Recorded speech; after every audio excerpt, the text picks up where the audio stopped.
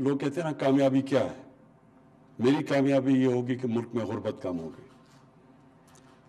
اب جو UNDP کی رپورٹ نکلی ہے اس میں بڑا انٹرسٹنگ چیز سامنے آئی کہ پختونخوا تقریباً 2013 میں سب سے پیچھے رہ گیا تھا. ایک تو وار آن ٹیرر بھی تھی اور جو بزنسز تھیں وہ بند ہو رہی تھی, لوگ آ رہے تھے اسلام آباد. تو 2013 سے 2018 تک جس صوبے میں سب سے تیزی سے غربت کم ہوئی اور امیر غریب کا فرق کم ہوا وہ پختونخوا تھا UNDP کی رپورٹ کے مطابق.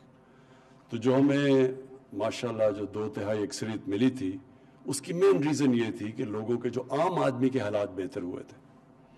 تو 5 سال کے بعد انشاءاللہ جب ہم پھر جائیں گے لوگوں کے پاس تو میں کامیابی یہ سمجھوں گا, یہ نہیں کہ ہمارے امیر کتنے امیر ہو گئے, ہم نے کتنے لوگوں کو غربت سے اوپر لے کے آیا, ان کو نکالا غربت سے. اور یہ جو آپ نے آج قدم اٹھایا یہ وہ طبقہ ہے ماہی گیروں کا جو بہت ہی محنت کش اور مشکل زندگی گزارتے ہیں. ان کی زندگی آسان نہیں ہے کیونکہ جاتے ہیں, کبھی مچھلی نہیں پکڑی گئی تو جس طرح دہاڑی دار ہوتا ہے اگر اس کو اگر نہیں دہاڑی ملی تو کئی دفعہ ان کے گھر میں بچے بھوکے سوتے ہیں. اسی طرح یہ ایک ایسا پروفیشن ہے اور بدقسمتی سے جو علی زیدی نے ابھی بات کی کہ بڑے بڑے ٹرالرز آتے ہیں باہر کے, کرپشن ہوتی ہے, ان کو آنا نہیں چاہیے, ان کو اجازت نہیں, لیکن ہم خود ان کے ساتھ ہمارے لوگ پیسے لے کے ان کو اجازت دیتے ہیں اور وہ اتنی زیادہ ہمارے علاقے سے مچھلیاں لے جاتے ہیں تو وہ اصل تو افیکٹ بیچارہ یہ جو چھوٹا ماہی گیر ہے یہ ہوتا ہے. تو ان کی اور اگر اسی طرح ہی چلتا رہا تو یہ بیچاروں کے لیے تو آگے بہت برے حالات ہیں.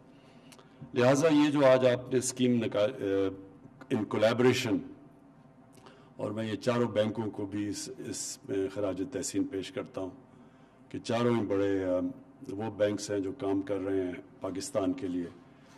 ایک تو ہوتا ہے نا بینک بنا ڈپازٹس گورنمنٹ کے لیے, یعنی گورنمنٹ نے قرضے لیے بیٹھے بیٹھے پیسہ بن گیا.